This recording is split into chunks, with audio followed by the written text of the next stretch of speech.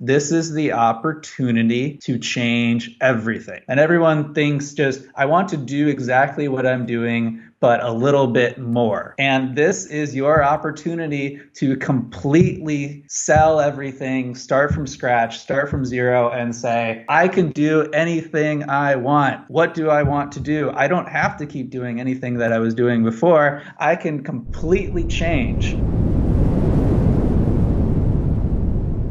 Chris Bloody Sparks in the building. How are you doing, man? Fantastic. Good to be back. So good to have you back on, man. How's 2020 been your end?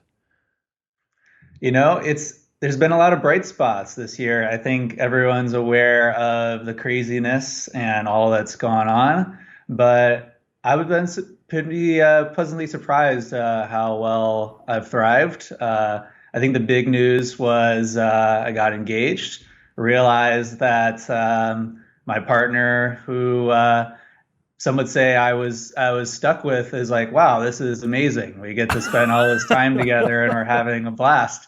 And hey, if it's so good when things can't appear so bad, let's take this to the next level. So that was a super silver lining.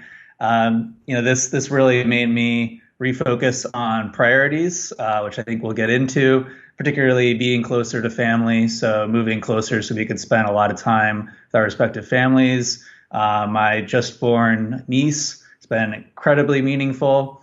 And also I've been fortunate that, the way that I earn a living, the way that I serve the world, both of those were already online based. So I've had lots of really meaningful and interesting opportunities to support entrepreneurs and executives through all of this turmoil. So, I mean, all external craziness aside, I think it's been a very cool year. You are one anti-fragile son, aren't you?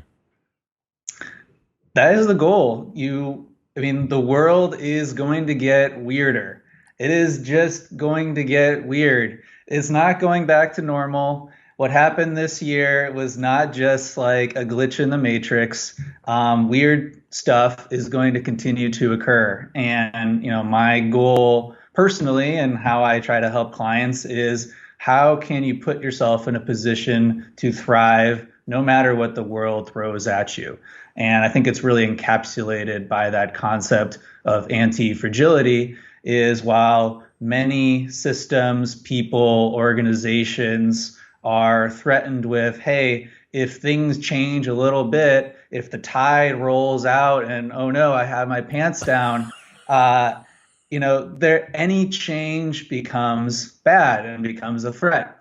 But you can position yourself with your habits, with your relationships, with your learning to be someone who not only does okay when things get weird, you can actually thrive in those environments because you're well positioned. You're already surfing before the wave comes.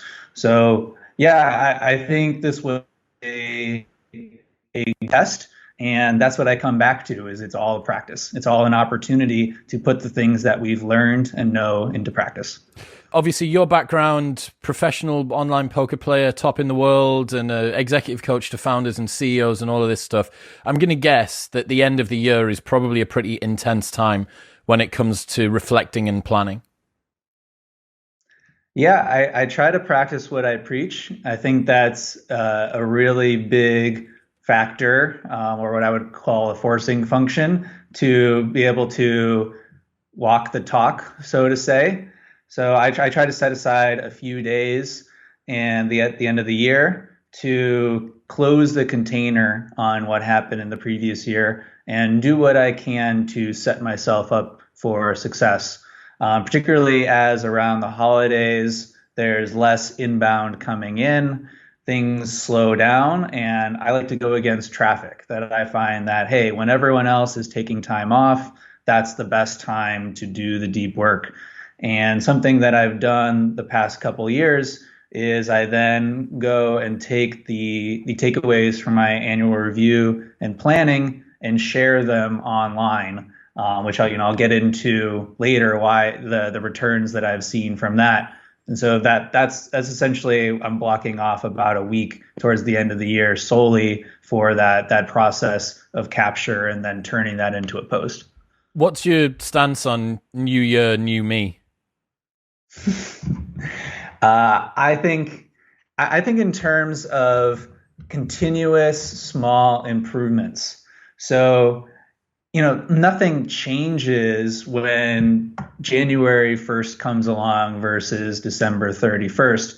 But these cultural milestones, arbitrary as they are, your birthday, the end of the year, these can serve as very valuable checkpoints. So I try to treat it as a checkpoint.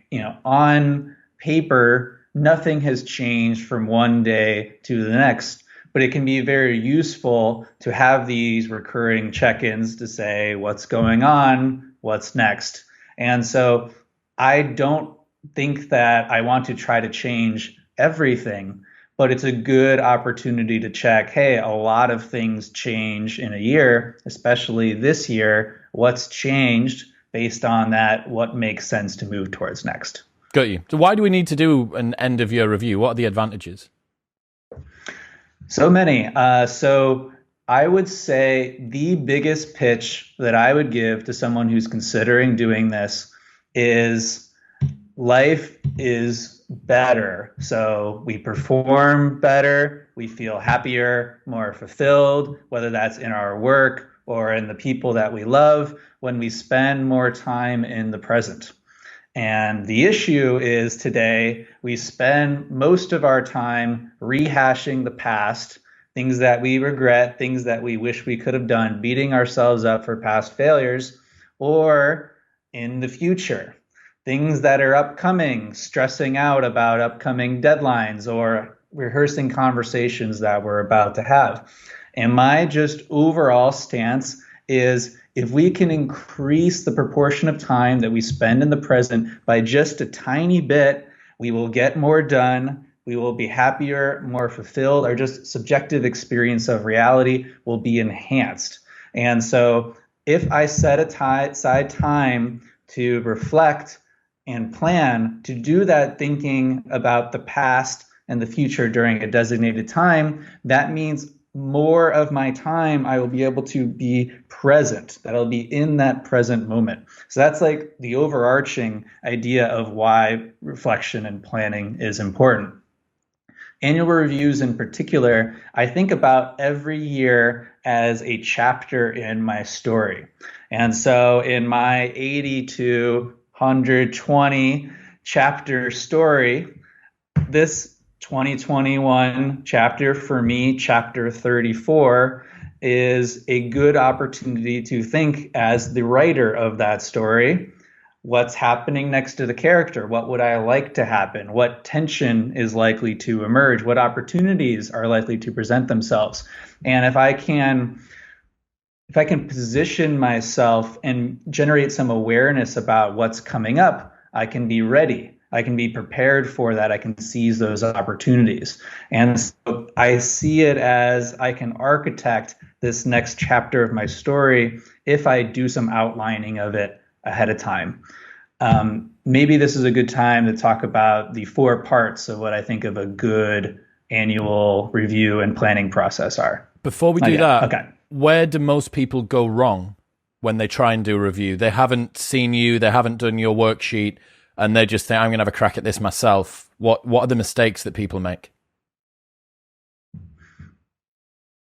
I think first I would say that any is better than none. So that's the biggest mistake is I'm just going to keep doing what I was doing. And, that's insanity, doing the same thing over and over again and expecting different results. So my approach is any time and intentionality that you bring to this exercise is going to have a 10x return on your time and attention. So first, just take it seriously.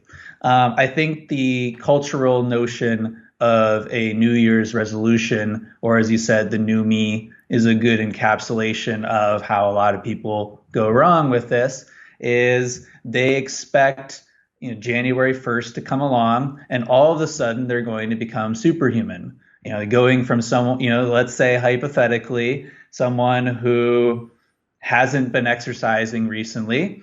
And okay, that first, everyone knows those first 2 weeks at the gym are the worst 2 weeks to go to the gym because all of a sudden everyone thinks they're going to be exercising for an hour a day. And so someone tries to go from 0 to 60 with nothing to sustain them except for willpower and the temporary motivation of this year is different. And we all know what happens to those people after the first couple weeks of the year. They can't sustain that sprint forever.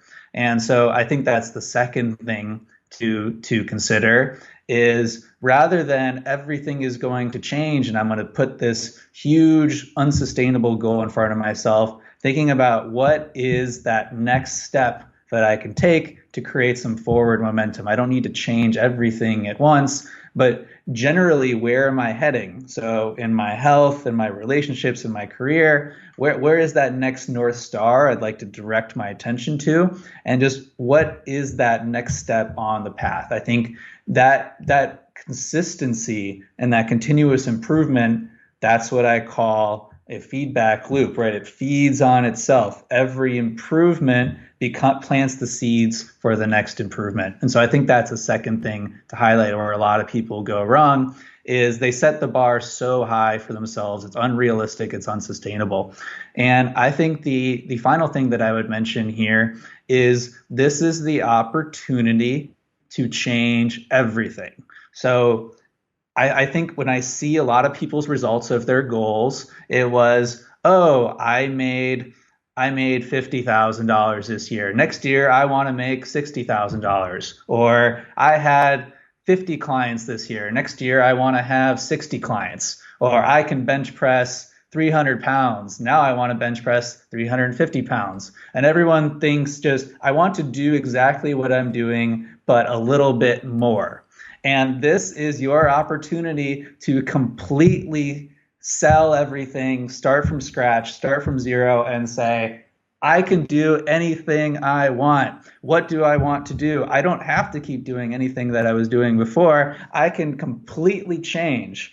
And so everyone is like, oh, I'm going to take, is it this path all the way over here? Or is it this path all the way over here? And no, there's always a middle path that someone isn't considering. And so this is your opportunity to say, don't try to do more. It's not what I'm doing now, but just more of it is what do you want? What would you like to be doing? And giving yourself permission to think outside the box, to think about things maybe that haven't been considered. That's why I said it's nice to have this space for possibility because most of the year we want to be spending our time in the present, focused, sprinting forward. And now is your time to just question everything. And that is so refreshing. Yeah, the opportunity to assess our fundamentals, as you say there, the explore before you exploit kind of paradigm is so rare. And, everyone this year, even though probably the amount of stuff that we've been able to do has gone down, the urgent has still beaten the important for the most part. Tasks that are in front of you, the email that needs sorting, that load of washing that's got to be taken out before it gets musky, all that sort of stuff. People often can spend their entire lives, and I'm realizing this now, I could literally spend the rest of my life from 32 years old until the day I die just dealing with urgent and never doing important. And I'd always feel busy. And it would give me the sensation of being busy and being productive. But at the end, the actual amount of movement, ground that I'd covered would be very little. Also, I was away in Dubai recently for about 3.5 weeks. And while I was out there, I met millionaires, billionaires, founders, CEOs, endurance athletes, YouTubers, podcasters, Stephen Bartlett, the CEO that founded Social Chain from Diary of a CEO, like literally guys that have such huge, broad scope vision. And it just blew my worldview apart. I thought that I had a good idea of the sort of progression that I was able to predict. Oh, well, I can do, I'll grow the show by this, and I start this business, and I get a membership site, and this, that, and the other. And then I went and spoke to Steve over dinner, and he said, I was talking about how's podcasting going, who have you got? Oh, I've got Eddie Hearn, the boxing promoter, coming on. I was like, oh, cool, I've got Eddie Hearn coming on soon. That'll be sweet, this, that, and the other. I'm thinking, we're on the same path. He's just a little bit sort of further along with a bigger pair of shoes on than I am. And then I started talking about how he's monetizing. And he was like, oh, yeah, well, Huel approached me because the CEO loves my podcast. And originally, I think they might have just wanted to sponsor it. But then we turned the deal around, and now I'm on the board. I'm going to take them to IPO. I've been given equity in the business. I'm going to get them to IPO, and then I'm going to exit. And I was like, okay, yeah, no, I'm playing checkers and you're playing chess. Like, this is a total fundamental different worldview that we have over what is achievable. And I think what you're talking about there, that step back, reconsider, what are the possibilities that I can do? Like full nothing, uncover what's underneath the rug, what's in that cupboard over there, like absolutely everything. So yeah, it resonates a lot with what I've learned, especially recently. So the framework, take us through the framework. Yeah, I like what you said there around this is an opportunity to expand your sense of the possible. And so if you're thinking about how do I increase my conversion rate for my email signups, you're probably doing it wrong. You can think a little bit bigger than that. Give yourself some temporary permission. So I'm adapting my format a little bit this year. I will say the format that I've used the past few years is available online. I'm going to post that in the show notes. So we'll put that link in there. This year, the way that I'm going about it, it's going to have 4 parts. And so the 4 parts are reflection, vision, planning, implementation. And so I'm going to do just a quick walkthrough of each of those parts. And so first, reflection. This is looking backwards at the previous year and the classic 2 questions: what went well, what didn't go so well? And obviously the follow-up to those, what can I take away from that? What did I learn? And so this is where I'm looking at each area of my life. So I think the 3 basic pillars that everyone has: career, health, relationships. And you can break those down for yourself depending upon, need, desire, motivation. So for example, for career, I'd be looking at forcing function. I'd be looking at poker. I'm doing some investing, so I'm looking at my investing. Maybe with health, if you play a sport, you want to break out diet or exercise or sleep. Relationships, for me, I'm looking at my relationship with my partner, relationship with my family, relationship with my friends. So this is fractal. You can go down to any level. And so with reflection, I'm trying to pull up anything that happened, something that I learned, something that was unexpected, something that changed along the year that I didn't expect from the beginning. All of these things are helping me to identify what's going on, what conditions work for me, what efforts that I did this year led me towards my goals, just anything that I can use as fuel for this next year, things that I can draw upon, whether that's celebrating wins. Oh, that was awesome. I want to do more of that. Or, ooh, I thought I was going to do that, but I didn't even start. Or, oh, I tried that and it went horribly. Let's uncover everything that happened with that and how can we avoid paying tuition for those same mistakes twice? Because if we really bring up those lessons, hey, that's incredibly efficient, that we're not going to do it that way again, or that worked. Let's remember that next time when we're in that same spot.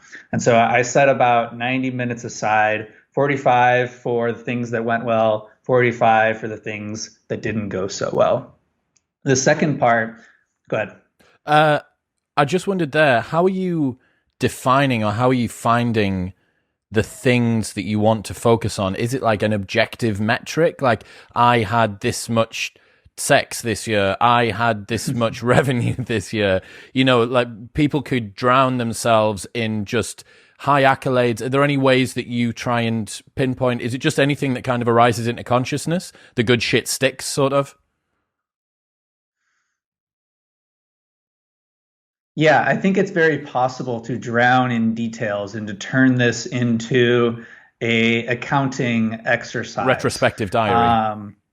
Yeah. So, I mean, the first way is within each area, I'm setting a timer, and my goal is to just keep my pencil moving until the timer goes off. And so anything and everything, no editing myself. I'm not trying to create some sort of narrative. I'm not patting myself on the back. anything that comes up. And so if I have numbers handy, that's awesome. I don't do any of this near a computer, so if it requires me looking something up, I'll just make a guess, or I'll say, "Hey, how that felt?" Or, "Hey, here are some wins that came from it." It's super for me. It's super subjective. Early in the year, I have some objective metrics to ground it upon. After I've done the brain dump, I might check some of my monthly reviews to see, hey, is there anything that I forgot about? Because a year is a long time. But yeah, essentially, whatever comes to consciousness, trying to swim as deep into the water as I can. What's the reason for doing it analog rather than digital? Because I'm a total Luddite, and I think that computers are a gateway to distraction. That's a very Half good argument, joking, man. half serious. I think that our tools shape us in a number of ways, and for me, I like this process to be a little bit messy, and I'm really big on trying to unplug and get away from my current context. So this is probably a good time to note as far as logistical stuff. Don't do this at your desk. Don't do this in the place that you spend a lot of your time. Your context, in a lot of ways, shapes your thinking. And so I try to get as far from my desk as possible. If you're lucky enough to live in the southern hemisphere, hey, like go put a blanket down on the beach or in the woods. If you're, like us, you're stuck and it's super cold, and you have the ability, I like to rent an Airbnb for a couple days, get a cabin in the woods, and ideally there's no internet there, or I unplug the internet and just try to get away from my normal way of thinking and doing things as possible. If it's not possible for you to leave your home, your apartment, pick a new space, create a special space, like a new chair in a new area that you don't work. Make it inspiring. Make it a place that's reflective of the intentionality you're bringing to the exercise. But yeah, I think that's a really big part of getting the maximum out of this exercise, is to get away from your normal way of being. That pattern interrupt's interesting, really interesting. I'm a big fan. We could go down this rabbit hole forever, but my newsletter that's going out this week is all about the pattern interrupt that I had while I was in Dubai. Okay, so we've got what went well and what went badly from the last year: family, relationships, career, and what was the final one? Health. Cool. What next? So we've generated all of this fuel, all of these things that learn. So we're a little bit inspired and we're a little bit disgusted. And we're going to take that and we're going to convert it into this next step, which is vision. And at a high level, vision is, what do we want? And the overall question is, what does next year look like? And so this is a visualization in the present. We're not saying, hey, here's what I'm going to do. It's like, here's what next year looks like, and trying to paint a picture of what we want. And so revisiting all of these areas. What do I want my health to be like? What do I want my career to look like? What's a typical day of work? What's a typical day with my partner? And creating a picture of that. And the end game of this is generating creative tension. And so with the reflection, we have this picture of current reality.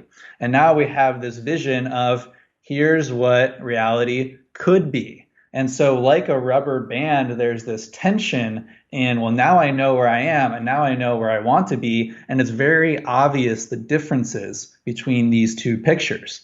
And so one of two things needs to change, right? Nature abhors a vacuum. Either I need to bring this vision closer into reality, lower the bar for myself, maybe something that's a little bit more realistic based on what's going on now, or I take where I currently am and I push it into alignment with where I want things to be. And so I find this is a really valuable second part of this that's often skipped, and that in the past I would skip, is, what do I want? What are things going to look like? Because this is what allows me to determine what goals do I need to have in order to bring this vision into reality. That's cool, man. The differential, I think Jordan Peterson's got his future authoring and past authoring and present authoring program, and he uses precisely the same thing, that you create the tension between the two. So we've got our reflection, we've got vision. I've forgotten the next one. What's the next one? So halfway home, vision, I set aside 60 minutes.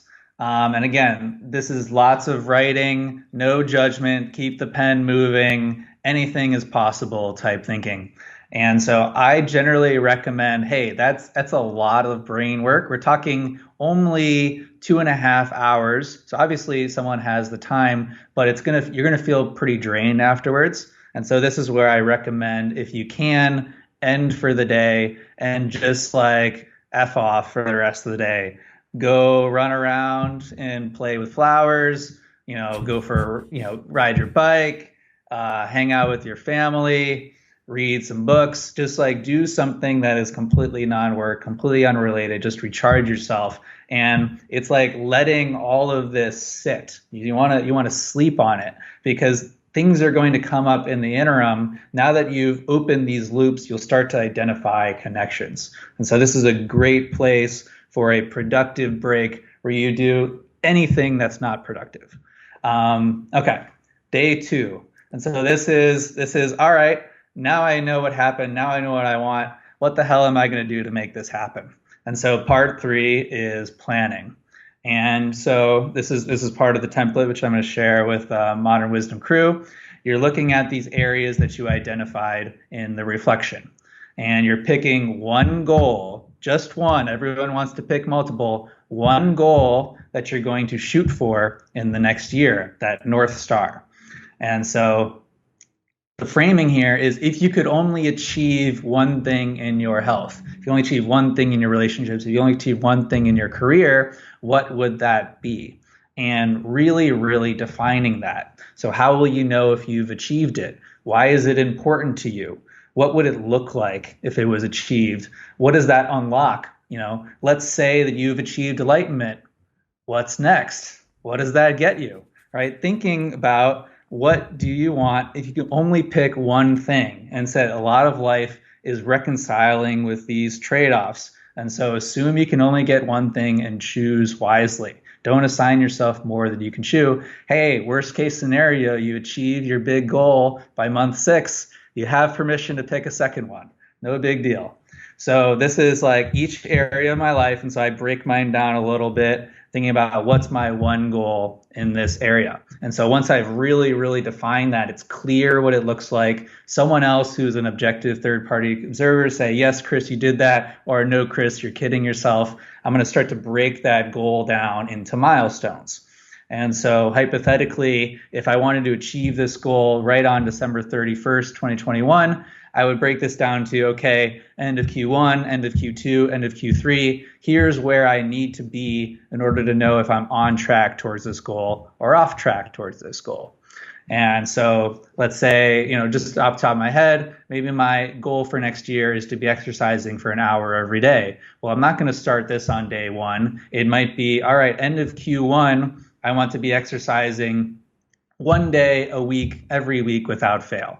And then at Q2, I want to be exercising 2 times a week, every week without fail, right? Not missing a single one. Q3, all right, I'm going to be exercising 4 times a week or every other day, whatever it is. And so building up slowly. And so by breaking down these milestones along the year, it allows me to course correct. If I'm behind, all right, something's got to change here. If I'm ahead, maybe I can raise the bar for myself a little bit. And then the final step. Just before that, your goal there that you've just chosen, I'm aware is just a hypothetical, but you've chosen a process goal as the outcome goal. So what you want is to be able to get to a point where you are able to do a process, and that process is your goal. Is that something that you would tend to get people to focus on? Would you rather people focus on, not saying, so for me, next year with the podcast, or sort of the channel overall, would it be more optimal for me to say, I want to hit 500,000 subscribers on YouTube by December 31st, 2021? Or would you say, I want to be publishing regularly 1 bespoke YouTube video per week by the 1st of December, the 31st of December 2021. You know, in terms of guidance, I think typically before James Clear came along, everybody thought in terms of outcome goals. But as we know, outcomes are lagging measures behind the lead measures, which are our habits and our behaviors on a daily basis. How do we fit all of that together? I know that like actual tacit goals, the 100K play button that you get for YouTube subscribers or whatever it is a nice motivator. And that kind of helps to get us moving, but also the daily challenges that what makes the difference is the habits. How do we kind of marry those two? Excellent question. And if you don't mind, I'm going to use you as a guinea pig example. The short answer is both. And so the 500,000 subscribers, this is part of the vision.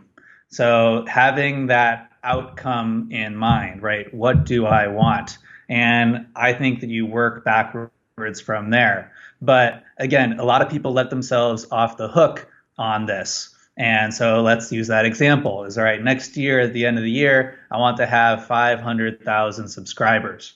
Why? Why is that important to you? What does that achieve for you? Okay, now you have 500,000 subscribers. I'm handing them to you on a silver platter. Will you take them? Like, will you take these subscribers from me?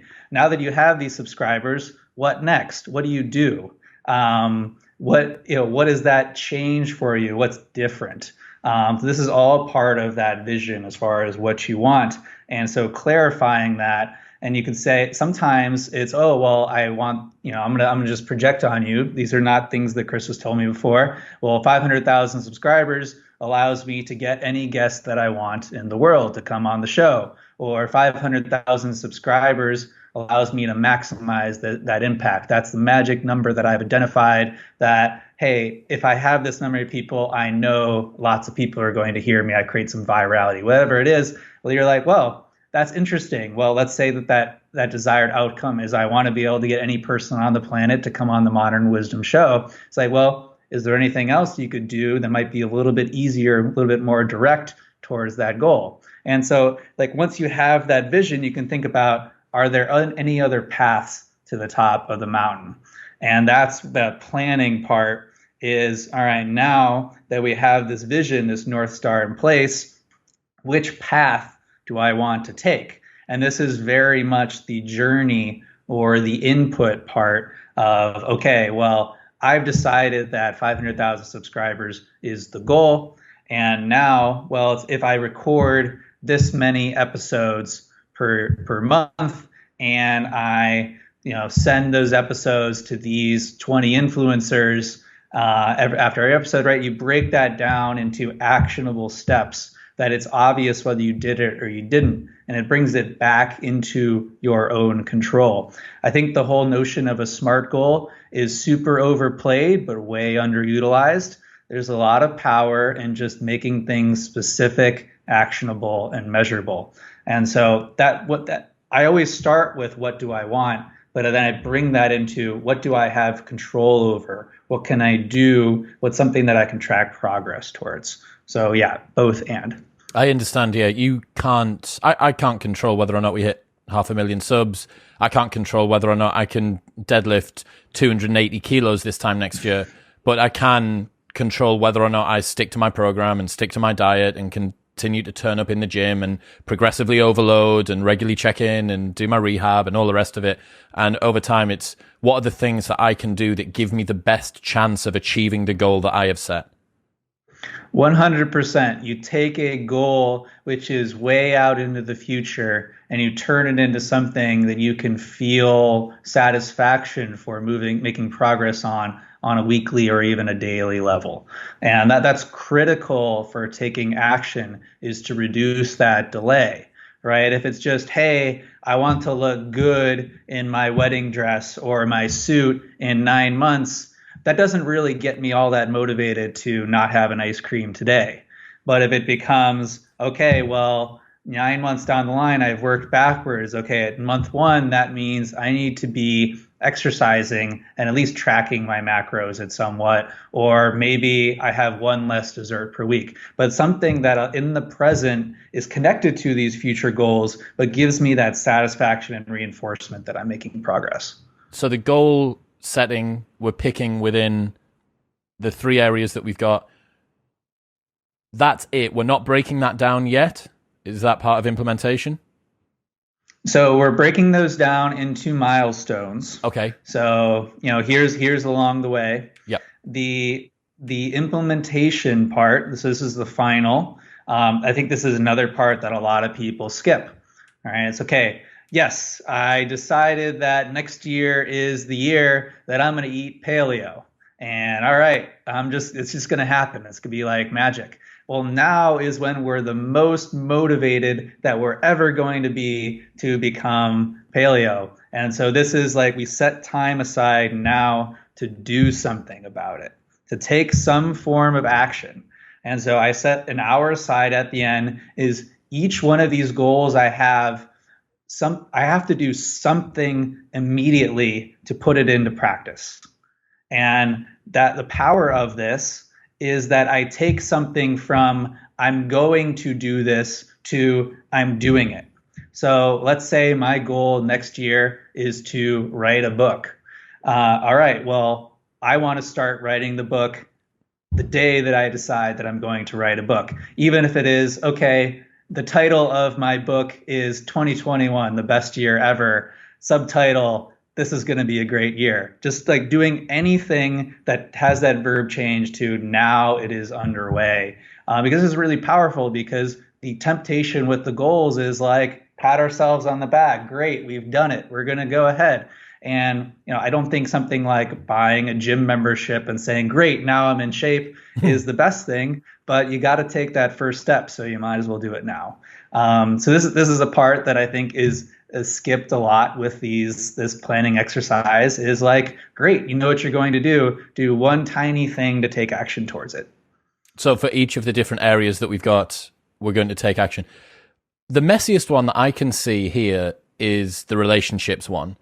It's pretty difficult to objectively metric and quantify. Like, let's say that by the end of 2021, I want to be in a long-term committed relationship. Mum, don't get excited. There's not wedding bells or anything. I want to be in a committed relationship by the end of 2021. Let's say, what's the step that I download Tinder today?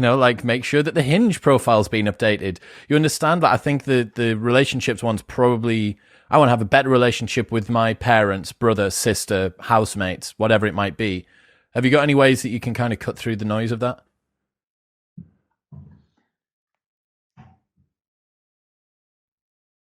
So let's use the first one. That's a common one I hear is I want to be in a long-term committed relationship. And as everyone knows, there's a lot of this that's in your control and a lot of it that's out of your control. Unfortunately, we can't make someone fall in love with us as much as pickup artists would like to have you believe. That I think that becoming someone who your dream person wants to be in a relationship with is your best thing towards becoming someone who's in a long-term relationship, right? It starts with working on yourself. And so this is a very good opportunity, primarily in the vision section of who is this person? What qualities do they have? What do they value? How do we spend time together? All these types of things, having a clear picture of what you're looking for. And so when Cupid hits you with your arrow, you can recognize this person. Perhaps you know what you're looking for. But also, this is with the reflection, hey, how did things go with dating this year? Were you going on dates? Were you sending messages? How did those dates go? Were you chivalrous? Were you a dick? Were you kind? Were you going on dates with people who looked good on profiles, but obviously weren't compatible? Look back to, hey, you've probably tried this before. What worked? What didn't work? Let's not make those same mistakes over and over again. And I think with the planning, personally with dating, I know a lot of people meet their significant others on dating sites. I don't think that's the most direct path. I think the most direct path is who are those key relationships who know people who I would like to date, and perhaps they might want to set up some form of an introduction. And so I'm thinking about who are those three people who might know someone, and I'm going to send them a message right now, and let's line a couple things up. And so things that you can quantify, right? Being careful on some of these, right? If you over optimize towards like number of dates, right, you're gonna waste your time on a lot of poor dates. But it's like a good thing to check in on is, what am I doing both to say generate some serendipity surface area, right? I'm meeting new people. I'm being open that, hey, every person that I meet who I'm somewhat attracted to, I'm going to be in this frame of, is this a person that I'd like to spend more time with? I like to say, hang before you bang. This is a good, is this someone who I like spending time with? It's a good question to start with. And then thinking about yourself. What can I be doing to become the type of person that this person would like to date? And I don't know, maybe this is just, apocryphal, but my perception and my observation is if someone becomes someone who we like ourselves, right? We're confident because we're healthy, we're present when we're in a conversation with someone, we're working towards our vision, whether that's in our business or the service, our mission on the world, you're happy, that becoming someone who's dateable miraculously finds someone to date. So yeah, I think that's kind of a two-pronged approach that I would take. You're using an affiliate model to get new dates when you're dating.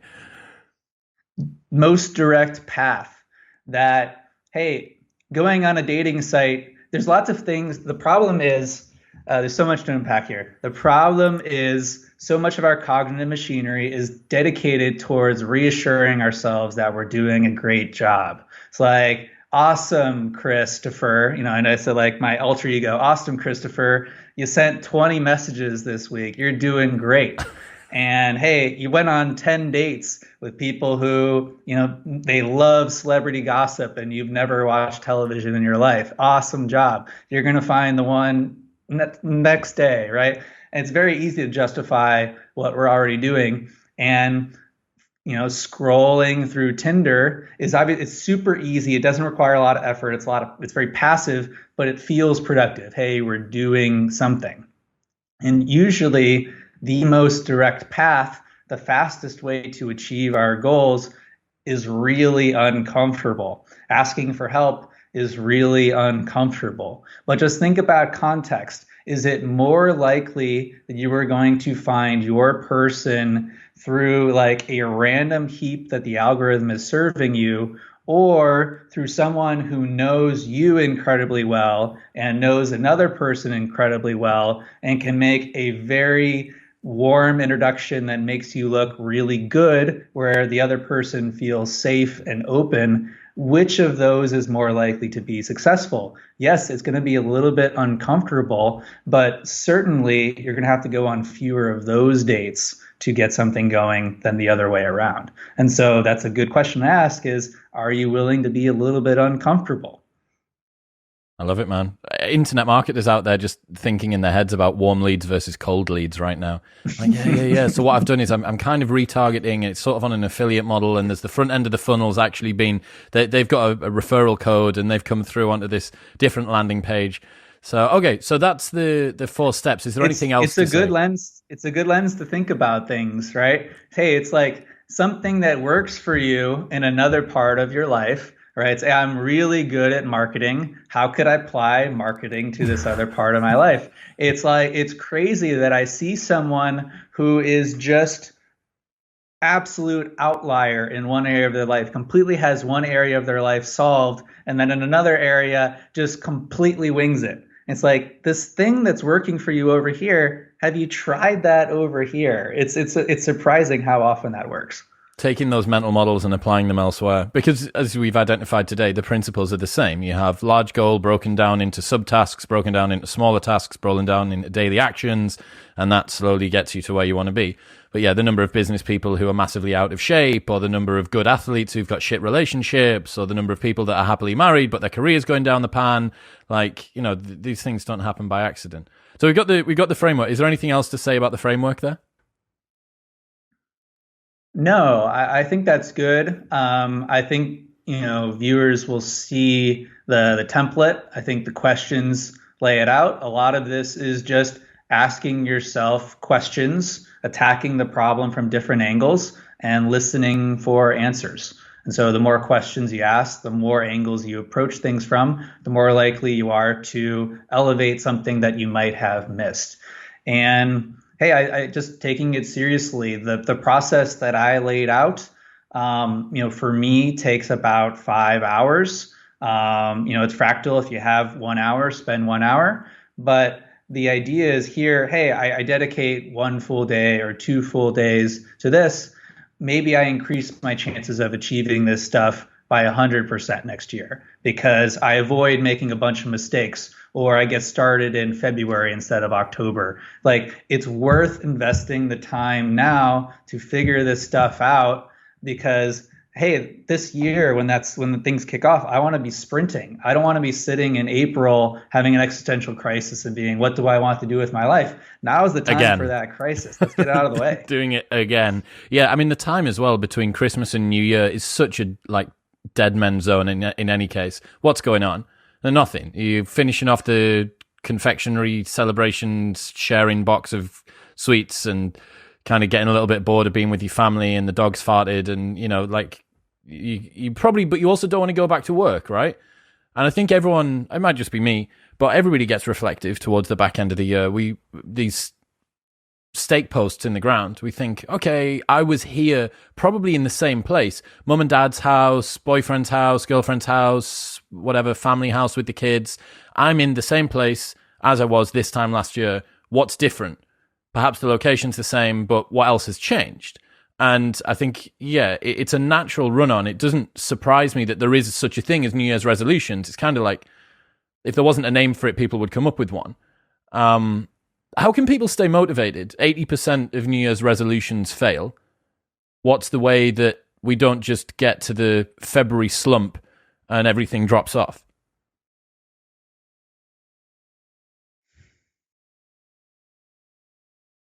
The way to stay motivated is to not need motivation. If you need motivation to succeed, you're not going to succeed. I think motivation is very flighty. If you personify motivation, they're very wispy. They're hard to pin down. And so my goal with this exercise is to eliminate the need for motivation throughout the year. Assume that there will be long periods, yes, it happens for me all the time as well, where I don't want to do anything towards my goals and I'm super unmotivated. How can I set up conditions that I make motivation irrelevant, that I can't help but slip and fall and stumble into making some form of progress towards my goals? How can I make what I want to do easier? So that's the really key part of that implementation at the end, is what can I do now to start moving, to already start making progress, and to make progress throughout the year easier. And, again, you notice that I'm eating my own dog food and you're like, oh my God, Chris just said, spend 6 hours looking at my life and he wants me to do more. I wonder if you checked in at regular intervals, say every 3 months or every month, even if it's just asking yourself questions like you said, hey, I was sitting in the same chair a month ago. What's different from the last month? Or what's changed? What's working? These types of questions. If you keep asking yourself the same questions, you're going to want to give yourself different answers. And so that's what I refer to as the improvement loop. And so you have the 3 parts. It's reflection, execution, and planning. And so the faster that you're going through this loop, the faster you will make progress. And so that's essentially what I recommend is, hey, this is the super 10,000 foot view, like really stepping back. But if you don't come back to these questions throughout the year, you're going to forget about the answers. And so, hey, return to them, come back to your responses, read them over, remind yourself of why you're doing what you're doing, because it's easy to forget. And just keep thinking about, hey, what can I do now to move myself forward a few inches towards this vision? It's really a marathon and not a sprint. What's the cadence that you do that on personally? Do you do 90 days? My monthly review is the big one, where I spend a couple hours every month, usually on a Sunday with a nice pot of tea, just going through all the areas of my life and saying, hey, what's going on? This is where I usually pull in a little bit more data, so I have things to draw upon. But essentially, this is just my check-in. I have a green, yellow, red system. So green, awesome, keep it up, you're doing great, don't change a thing. Yellow, all right, like at least you're not like completely going backwards, right? You're making some progress. Like, caution, like you probably could be doing better. Think about maybe ways to accelerate. Red, get your ish together. Like you haven't done anything. Assume that if you don't change anything, nothing's going to change. Like that, like zooming in on those red. It's like, all right, I don't want to put red down 2 months in a row. What can I do to change that? Quarterly levels a little bit more. It's like, hey, do I want to change those goals at all? It's like maybe that annual goal, I achieved it in quarter one, or I need a new goal. Or maybe this annual goal of write a book. Wow, like I've experienced this before. Writing a book in a year is like pretty impossible. Maybe the end of the year is like, all right, have a rough draft of the book. That's like it's a good opportunity to scale up or back those goals. Got you. So the monthly is a check-in on cemented goals, and the quarterly is allowing for the optionality to sort of switch those up while still optimizing for us to stay on one path. I like that. There's a few sort of other questions that have been good prompts for me.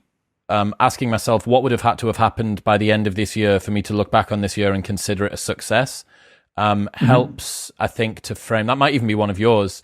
I made this time last year, I made the ultimate collaboration of all of your stuff on the internet. It was like your existing Experiment Without Limits book that I'd got a hold of, plus then like whatever the original first draft of that's still floating around on Medium was, and then something else. And there was like some prompts that I loved that had gone and some other ones that were still there. So yeah, I sort of found myself being very playful with that. Other stuff that I think would be useful for everyone to remember is that the James Clearism, I would imagine most people fail at their New Year's resolutions by trying to do too much too soon, because we just desire that dopamine hit of, so I've managed to achieve 25% of the movement toward my 1 rep max deadlift that I wanted to get by the end of the year within the first 2 weeks. And like, yeah, maybe you're going to fuck your shit up by the end of the month. And then you're injured, and then you're going to do nothing for the next 6 months after that. If we set ourselves an appropriate goal, which I guess comes back to the explore before you exploit paradigm, you will be able to make progress. I know you're a big fan of direction over speed as well, that as long as you are moving in perfectly the right direction, no matter how slow you're going, you are always getting closer and closer toward the end state that you want to be in. And also the Bill Gates quote, I think it's most people overestimate what they can achieve in 1 year and underestimate what they can achieve in 5. It just shows that we tend to have a big blind spot for how effective compounding can be, which is probably not all that surprising. But yeah, those are some really good prompts, man. I'm looking forward to. Can I add a Drop asterisk to one of those? Yeah. I agree. I think people think far too much about speed and efficiency rather than direction. So thinking about this logically, the best way to waste time, imagine yourself sprinting as fast as you can, faster than you've ever run in your life, but you're going in the opposite direction. So the better that you do, the farther you get away from where you want to go. And what a great way to just waste your time, and sorry for being dramatic, but your life, to sprint as fast as you can towards things that you don't actually want. So isn't it worth taking a few minutes to think about, hey, where are you going? Maybe a map will help you get there. But I do think a danger that I do see with achiever types with this, I need to know exactly where I'm going. I need to figure out exactly what my business looks like before I quit my job, or I need to know exactly what my habits are before I start doing them, is rather like have a general idea. Think about all your goals as a rough draft that are written in pencil that you can erase and change anytime. It's not the vision, it's the power of the vision. It's not what your vision is, it's what your vision does. It gives you something to head towards. And I think that skill is to course correct continually. Is you're heading in the right general direction and you're always aware of opportunities either to go more directly to where you want to go, or, oh, I need to be going northeast and I'm actually going northwest. All right, I'm going to start to tilt myself a little bit in this direction. So yeah, I just want to make that clear up front, is you don't need to have a perfect vision in order to start moving forward. Bro, I didn't do my 2019 New Year's resolutions, so like 2 years ago. I didn't do those until I'd finally finished Atomic Habits, which ended up being halfway through February. I was like, no, because it was still incredibly useful, right? It was didn't matter that it was super February. useful, but I'd been too focused on having my direction compass perfectly aligned. I was like, no, I'm going to wait because maybe I could optimize for a little bit more of this. And I'm like, hang on, like 10% of the year's gone. 10% of the year is gone by the time that I've actually done this. I could have done some of it and then updated as I went. Yeah, man, it's an interesting time for this sort of stuff, and I hope that it's really prompted people. I also I'm going to guess the reason that you've put a time limit on this is to stop people from wallowing and obsessing too much within that. It's like, oh shit, I've got to Parkinson's law this here. I only have 90 minutes to do this particular section. Right, that'll do. That's close enough. Like I'm working hard. Yeah, it serves two purposes. And so people see this with procrastination all the time is, you can't get yourself to get started, set a timer for 5 minutes and work until that 5 minutes is up. At least you're doing something. And so first, like you set that timer, say, okay, I'm going to think about my goals in this area for the next 15 minutes until the timer goes off. A lot of people are like, okay, great. 30 seconds in, I know what I'm doing for the next year. I'm not going to spend another 10 minutes thinking about what I'm going to do all of next year. No, that's not something I need to do right now. It forces someone to go a little bit deeper. The first answer is usually not the right answer. Let's think about other ways to approach it. Let's like widen our vision a little bit. So it forces someone to actually use all that time, keep the pen moving. But also said it's very easy to rabbit hole on this type of stuff and to go beyond the point of diminishing marginal returns. And so you set a timer, you set a limit. It's like, all right, I only have this amount of time to figure it out. Secret, like you could change it later if you really want to, but you need some sort of answer in order to close that container and move on. So I think it works on both sides. I like it. Any final thoughts about end of year review, planning for the next year, anything that you need to add in?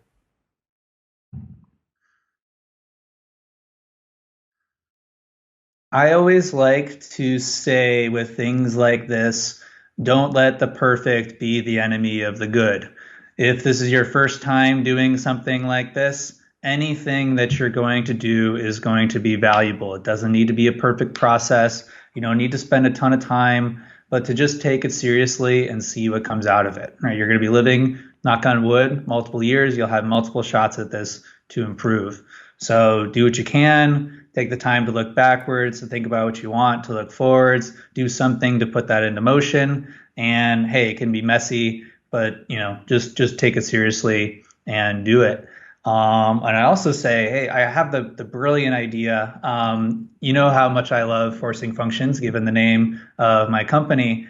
I bet between the two of us, it would be a really valuable forcing function as well as pretty illustrative for some viewers if after we go through this process, maybe we hop on. For those of you guys who are listening, I have one of these conversation series as well, inspired by Chris, where I have guests on and we do conversations like this.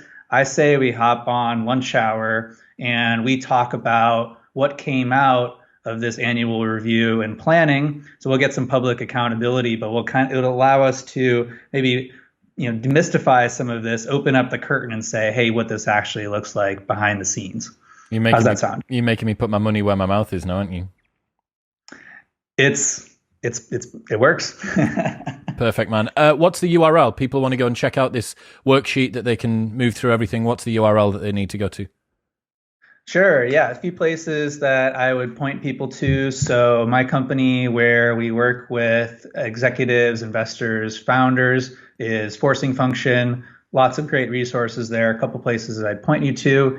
The annual review template, which I discussed with Chris today. You can find that at forcingfunction.com/modern wisdom. We're going to put that up there as free to download for anyone who's listening to this episode. A couple other places you might want to check out. Forcingfunction.com/workbook. The workbook that Chris mentioned earlier, it's my distillation, 100 pages of all the best things that I've seen to set yourself up for success. In particular, chapter 1, goals. What are the prompts that you need to do to discover what you want out of life, what you want to achieve? Those are the ones that I found to work the best. That's also free to download. A couple other things that I'm really excited about. This is the first time I mentioned it publicly. We're about to release the Forcing Function library. So my favorite studies, books, articles, resources on productivity, categorized by topic. So there's a special section for planning and reviews, and you can see all the places where the things that I talk about originated. My favorite things that I've found wandering around the internet for some of these topics. So that's Forcing Function Library, forcingfunction.com/library. We have our performance assessment. Hey, maybe you want some guidance on what is the best place for you to get started in the new year. All these things I could improve, what would help me the most. This is our free quiz to help illuminate your biggest opportunity in the new year. That's forcingfunction.com/assessment. And finally, last one, I promise. We started a program this year, which I was incredibly excited about, where, for the past few years, I've only been working one-on-one with about a dozen executives per year. And so unfortunately, my impact was limited. And for the first time, we started a group coaching program called Team Performance Training. We ran the first cohort in September. It was a great success. You can see some of the results that people had on the page really blew me away. And based on that, we're excited to announce that we're going to be running it again in February. And so we're opening up applications for that in January. So you can check that out on our website as well if you want to get notified when those applications are open. That's forcingfunction.com/team training. That's all for me. I always like to think of these conversations as the beginning of a conversation. Chris, as you said, it's been a year. Now I've forced you. We're going to have to do this again in a month. You're going to have to see me again. If any of you guys, had questions, something that I said today resonated, something that we said that you completely disagree with, please let us know. You can get a hold of me on Twitter as well. My handle is @SparksForBarks. Dude, so good. I have to give another credit to the Experiment Without Limits, which is /workbook, right, on your website. That thing is a magnum opus of productivity. Like, I've said it to people before, it should be £1,000. Like, the fact that you give that away for free is the most ridiculous thing. And then I remember as well, it was you that introduced me to Meditations on Moloch by Scott Alexander from Slate Star Codex. So I went through your my favorite articles from around the internet, which I'm going to guess will get ported across into this new library thing.